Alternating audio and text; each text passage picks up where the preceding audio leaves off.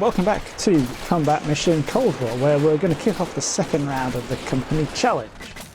This is going to be a comparatively open round. The initial plan is to tackle the US Mechanized Infantry and their Soviet Motor Rifle Company organically and practically, which is to say that both companies will have nothing that's outside of their table of organization and equipment, and that I'm going to play them as I think is best, rather than consciously trying to implement any kind of doctrine. Once we've got those two down, we can compare, contrast, and expand the round in whatever direction we think is most interesting. The scenario this time round is a little bit bigger. The map is a chunk of the Schwaben master map from the US campaign, focused on a large farm complex. This has been split into 3 objectives, Alpha, Bravo, and Charlie, and occupied by a dismounted, reinforced Soviet motor rifle platoon. That adds up to 3 motor rifle squads, 2 machine gun teams, 2 ATGMs, and an FO. They have some 120mm mortars on call, and they're all randomly distributed throughout the farm. At some point, an armoured reconnaissance patrol will appear on the far side of the map, consisting of a recon platoon in a BRM-1 recon vehicle, 2 BMPs, and a T-72. These will either go straight to the farm or hook round one of the flanks, depending on which AI plan the game picks.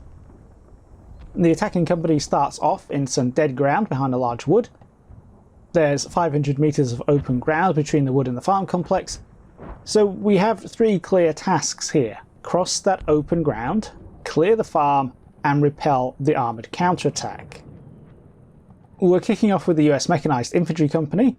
This follows the same kind of line as the US Rifle Company from 1944 in having a pretty standard triangular arrangement of rifle platoons backed up by some organic supporting assets. Where there are options available in combat mission like heavy, medium and light rifle squads or M150 versus M901 tank hunters, I've always picked the best ones here. That means that the individual rifle squads here are the heavy type, 9 men in total, 5 armed with M16A1s, 2 with M16A1s and M203 40mm underbarrel grenade launchers, and 2 with M60 GPMGs. One of the riflemen is an anti-tank specialist, carrying an M47 Dragon and 3 missiles. By default, each squad also carries a single M72 light anti-tank weapon, which is a 66mm one-shot disposable, but there are 3 more of those in each squad's vehicle. There are 3 squads per platoon, led by a 3-man HQ team with an organic 2-man forward observer team. There are 4 M113A2s per platoon, 1 for each squad and 1 for the HQ and FO. The vehicles have a crew of 2, a driver and a gunner, who has to open up to operate the M113's M250 caliber machine gun. The M113s are lightly armoured, only really protected against small arms fire, but they do have smoke launchers. There are 3 of these platoons in the company, making for 9 rifle squads, 3 FO teams and 12 M113s. These are supported by a weapons platoon. That's made up of an anti-tank section with 2 M901 improved tow vehicles, and a medium mortar section with 3 M125 mortar carriers backed up by a fire direction team in an M577 command vehicle, and led by a HQ team in a M151A2 mule. The whole weapons platoon is commanded by a platoon HQ team, which is also in a mule. The company as a whole is led by a 2-man company HQ riding another M113A2, supported by yet another FO team in a second M113. This is a company-level organisation with a lot going for it. It's got a lot of anti-infantry firepower, it's got organic anti-tank firepower that extends well beyond a don't tread on me capability, it's got organic mortar support, a total of 4 forward observer teams to help bring in artillery support, and the ability to move almost the entire company under armour. The downside is that that armour is not going to offer much protection against anything except small arms fire. Enemy tanks, enemy anti-tank weapons, and even enemy heavy machine guns are going to be able to rip through these M113s without too many problems. Planning-wise, the mix of assets does make things relatively straightforward. I want to start by moving 1 platoon into the wood to get eyes on the farm and start spotting targets, call in a smoke barrage from the mortars to cover off the right flank where there's some dead ground, then punch another platoon up there to storm the Alpha objective and start clearing the farm. That leaves me one rifle platoon in the M901s in reserve to exploit or go firm as necessary. Simple stuff. Starting things off, 1st platoon moves into the wood, dismounting a good way from the edge so as to not risk their M113s. In theory they're there to spot targets, but the range to the farm is 500 meters and only the squad leaders have any kind of optics, so realistically they're not going to see any enemies concealed in the buildings. But with an M47 Dragon on either side of the wood, I've got a kilometre of somewhat effective anti-tank bubble on either side to guard against surprises, and the rifle teams can provide security for both the platoon and company forward observers to get into positions where they can direct the mortars. 2nd platoon, stacked up in my deployment zone, will be able to advance up the right flank to close with Objective Alpha by using a shallow valley, but to get there they've got to cross 150 meters of open ground. They'll hopefully present a challenging target for any ATGM operators if they dash across. The operator not only has a limited window to spot its targets, aim and launch the missile, but the missile itself will have flight time. It's entirely possible that 2nd platoon's M113s will be out of sight and safe before any launched missiles can reach out to them. I've already set up a smoke mission to cover off that angle, but by the time it's just about to come in, I figured 2nd platoon can make it safely on their own. And they do, surging out from behind the wood, across the fields and down into the dead ground without any problems, but the enemy did get a missile off. I initially mistook it for a spotting round from the 81s, but this seemingly random explosion was in fact an AT-7 taking a nosedive. I don't think it would have had time to get to the M113, so they were probably safe, and 1st platoon was able to identify the missile team.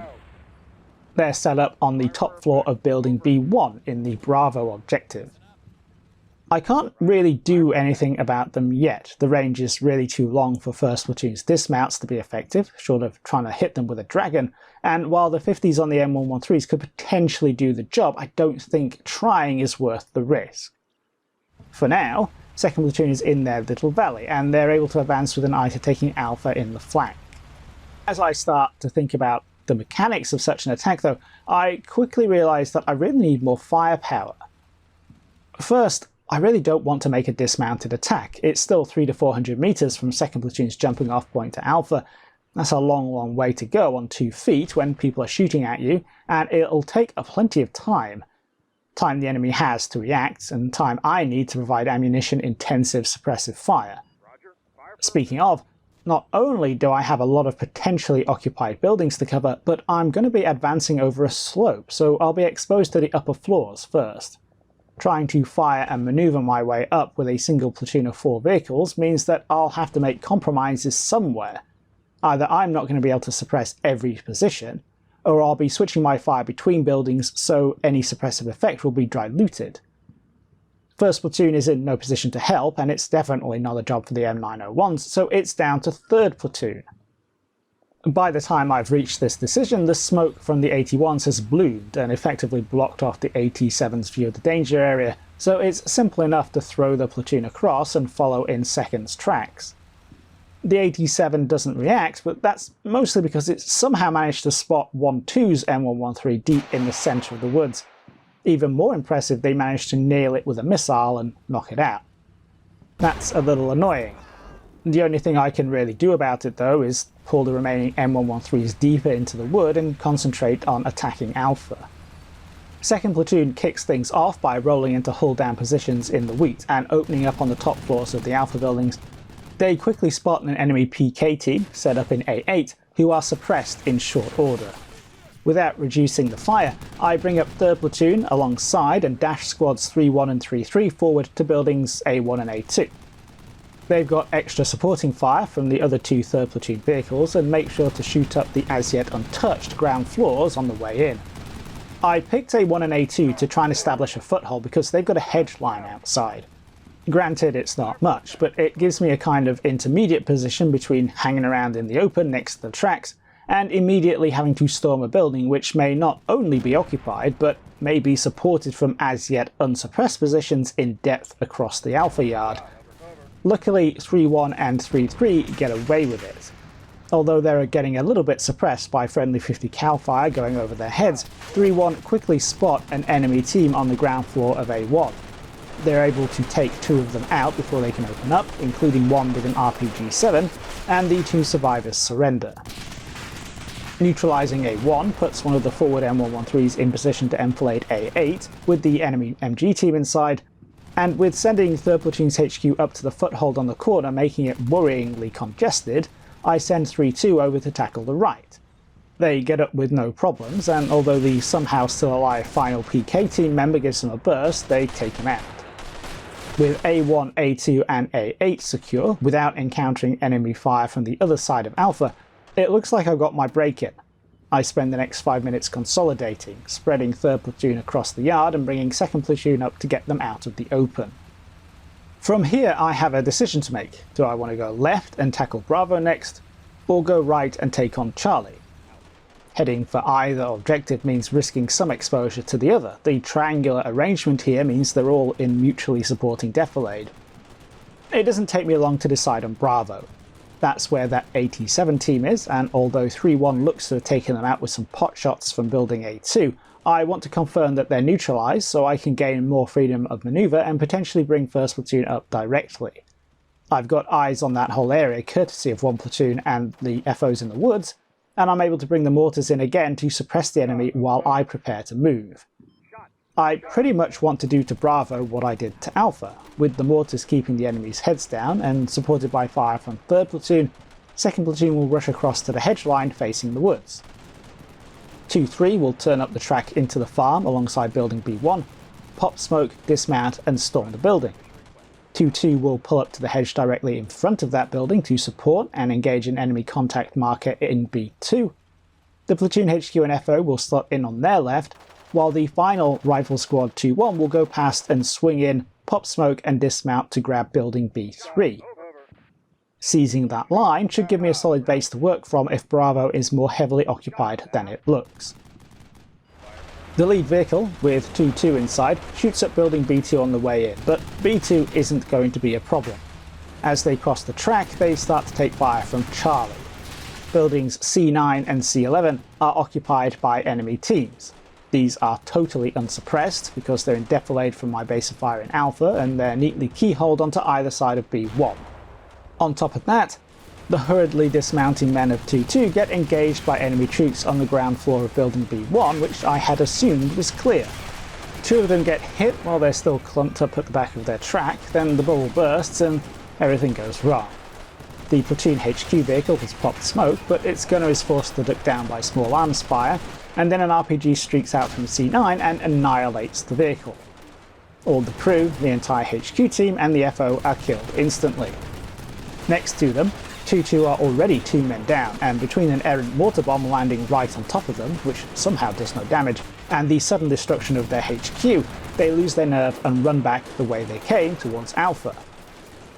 That takes them past 2-3, who are dismounting into all of this chaos, come under fire at point blank range from B1, and along with their vehicle, break and join 2-2's rush to safety. That leaves 2-1 at the far left of the attack. They manage to dismount without any problems and even put some fire into the enemy in B1 as they do so, but then another 81 drops in behind them, wiping out half the squad.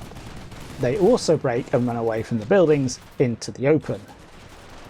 Clearly, that could have gone better. There are a lot of intersecting problems there, but as usual it boils down to movement without fire. If I had just been dealing with Bravo, this wouldn't have presented anywhere near as much of a problem, despite the fact that B1 was still occupied. But while I was tunnel visioned in on that objective, worrying about what we could call the short depth of the enemy position there, I failed to properly account for the longer depth offered by potential enemies in Charlie. I did take some steps to account for that possibility, mostly popping smoke with the M113s, but I didn't have any way to suppress Charlie with direct fire, and I assumed that I didn't have line of sight for a fire mission. And now I'm stuck with the situation. At least the edge of Bravo I was aiming at appears to be clear. 2nd Platoon gets its act back together pretty quickly, with 2-1 piling into B3 and 2-2 and 2-3 occupying a small triangular copse between Alpha and Bravo, supported by their M113s. Things slowly stabilise over the next few turns. The triangular copse isn't really tenable. The troops there are coming under fire from the enemy in C9 and C11, and one of the supporting vehicles has its gunner shot out before being RPG'd, but I'm able to either pull them back to Alpha or push them through the blooming smoke deployed in Bravo to reinsert themselves where they were dropped off. The enemy in B1 gives up.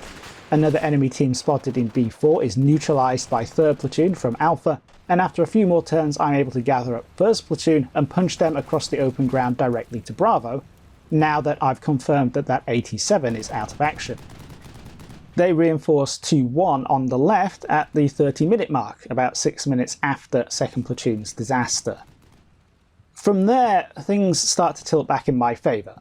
1st and 3rd Platoons are still intact on the left and right of the farm respectively, and I'm able to begin edging round to roll up Bravo and start encroaching on Charlie. A few more enemy teams are revealed in the process, but thanks to a more measured infantry-led approach, I'm able to mop up infantry in B7 and a second AT-7 team in B13 without too much trouble. At the same time, elements from 3rd and 2nd Platoons occupy C1, where they get into a firefight with the enemy in C9 and C11. By now, those enemy fire teams have been under fire for a good 10 minutes, and this combined with the redirected 81s and their apparent isolation encourages them to give up earlier than I was expecting. My main problem in this phase of the battle is actually navigating all the buildings. There are no interior doorways anywhere, meaning entering some requires either a dangerously circuitous route or is just straight up impossible without breaching charges. That's not a major issue, but it is something I need to fix before the next run. By the 42nd minute, I've secured Alpha and Bravo. What enemy I can see in Charlie is trying to surrender, and although there must be more teams in there somewhere, I'm confident they'll crumble when I apply pressure. My attention starts to switch from clearing the farm complex to dealing with the enemy counterattack. This appears on the right, about 600 meters out from Alpha. The enemy's following the edge of the low ground I used to get my initial attack forward, but unlike me, they have to deal with an ATGM looking down it. When 1st Platoon left the wood to reinforce Bravo, they obviously took their dragons and that kilometre-wide anti-tank bubble with them. To compensate, I positioned the M901s to cover the flanks, and that put one of them in the edge of the woods, aimed into precisely the path of the incoming counterattack. That M901 takes out the leading BRM-1 with a direct hit, then follows up by destroying one of the BMPs. Meanwhile, the enemy counterattack is flank on to Alpha, which is still occupied by most of 3rd Platoon. I'd not only left them there to maintain control of the objective and provide what supporting fires they could to 1st and 2nd Platoons, but because they've got their own anti-tank bubble, courtesy of Dragon. So while my M113s exposed to the right flank scurry for cover, M47 gunners in the upper floors take aim. They've spotted the enemy tank, a T-72, but their first missile falls just short.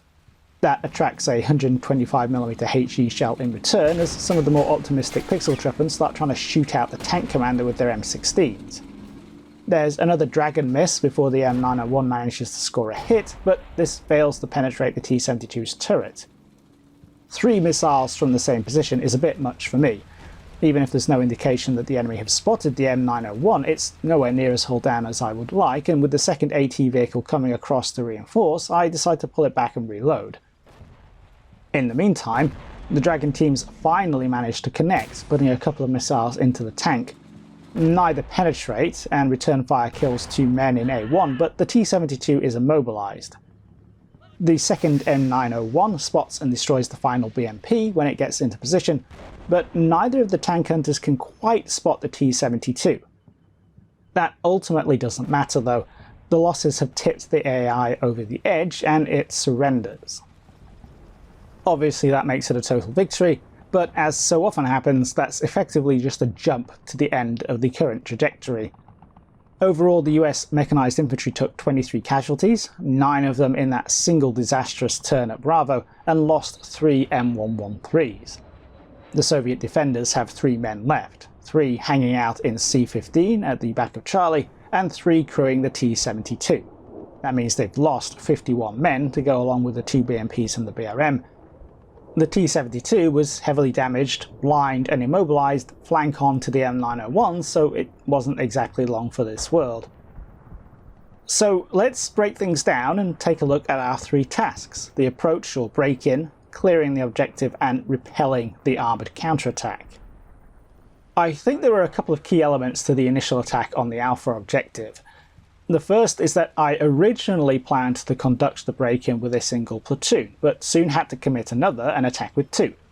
That's easy enough when you've got an entirely mechanised force, but the fact I felt like I had to do it says a lot about platoon level firepower. At least in combat mission terms, while the platoon is mounted, it can only engage with the 50 caliber M2s on the M113s. Obviously, in reality, the infantry can open the top hatch and do the whole mobile foxhole thing, but even so, the number of weapons the dismounts can use from inside the vehicle is limited. It's not like 4 heavy machine guns can't put out a lot of effective fire, and they certainly have range and armour penetration advantages over the dismounts, but there are still only 4 of them. That reduces the number of positions you can engage at once, and if you're moving forward, the effectiveness of that fire is likely to drop off. The M113's weapon mount isn't stabilised, so there's a natural reduction in accuracy, and while it wasn't a problem here because of the terrain, in other situations there's also the issue of fragmentary line of sight or a need to exploit cover that can take weapons out of the firing line. There are really 3 solutions to this. Most obviously, and probably most effectively, getting somebody else to suppress the objective while the platoon advances. That's a good job for tanks or artillery, preferably both. If I had had an attached tank platoon, whether it was acting as a base of fire in the woods or accompanying the infantry in the attack, I would have been less reliant on the rifle platoon's organic firepower. The second solution is to dismount and add the firepower of the rifle squads to the attack. If the range is close enough and the terrain is suitable, this could add 6 M60s, 6 M203 grenade launchers, and a big pile of M16s to the party, which is a significant boost.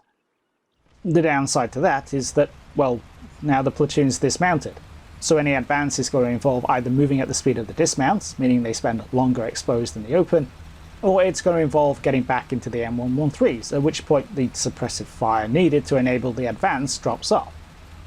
In this particular case, there wasn't really anywhere for them to go either. Second platoon was in a field, so the rifle squads would just be lying in the open, waiting to get shot, and thanks to the gentle slope ahead of them, might not actually have been able to see the target buildings and contribute fire if they were prone. That leaves solution number 3. Use more forces, bring up another platoon.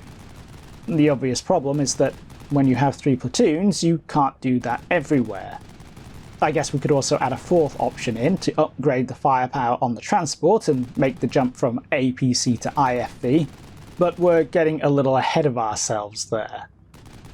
The quick version of this is that we have an interesting firepower dynamic going on here between mounted and dismounted states, between APC and infantry alone or together. This leads into the second thing I think is interesting about the break-in, which is that once I'd established a base of fire, I rushed 2 squads up to establish a foothold. These drove directly at the spot I thought would give them the most cover while they were dismounting, with A1 between them and the enemy MG team spotted in A8. This worked, but there was an enemy team actually in A1. As it happened, the dismounts got their hits in first, caused some casualties and provoked the enemy to surrender. Going back to the turn and running it again, there's no certainty that that's how things would pan out, so I got lucky. It's entirely possible that that Soviet team could have RPG'd one of the M113s on the way in, decimated the dismounting infantry with hand grenades, or otherwise found a way to ruin the day. Where and when to dismount as a mechanised infantry force isn't always obvious, and there are always trade-offs. My take in this situation was that an earlier dismount, further down the slope, was the riskier option because it would sacrifice speed and expose the infantry. If there was more suitable terrain I could have used to bound forward or advance on foot, I may well have made different decisions. Regardless, I got lucky. And I also got lucky in that there were only 2 enemy positions in Alpha, that those 2 positions were on the outside edge that I attacked and were effectively neutralised by the break-in, and that there were no supporting positions in depth that I had to deal with. Enemy positions are randomised for this scenario, so again, there's luck involved. A lot of all this is very generic to mechanised infantry though. With regards to the TOE of our US Mechanised Infantry, Being able to deposit a 9-man squad with assault rifles, GPMGs, grenade launchers, anti-tank weapons, and a shoulder-launched ATGM pretty much directly onto the objective is nothing to sniff at. Obviously things can go wrong for them, but if they can get set up and oriented, if they have some cover and concealment to exploit once they've dismounted, then they have a lot of firepower they can bring to bear. Moving on to actually clearing the objective, the obvious place to start is the initial push onto Bravo. This went disastrously wrong, but it could have been a lot worse. Here we get a lot of what we just talked about regarding the question of when and where to dismount, but the fact that this is relevant at all is due to the fact that I essentially chose to stage a second break-in. I made the decision to rush across the Bravo instead of taking my time and expanding outwards from Alpha in a more measured way, something that was much more successful and much less casualty intensive when I did it later on. That was a tactical mistake. What we've got to decide in this context is whether that was an unforced error on my part, or whether my decision was influenced by the TOE at my disposal. After all, if you're only tool as a hammer, all your problems start looking like nails. I think the most influential element was the footprint of my break-in at Alpha. Immediately after 3rd Platoon took the Alpha objective, I had to do something with 2nd Platoon. They were still in position down slope on the avenue of attack where they had been acting as the base of fire with their 50s. They might have been hull down to Alpha and out of sight to the rest of the farm complex, but they were seriously exposed to the right flank of the map, which would include their access for that enemy counterattack.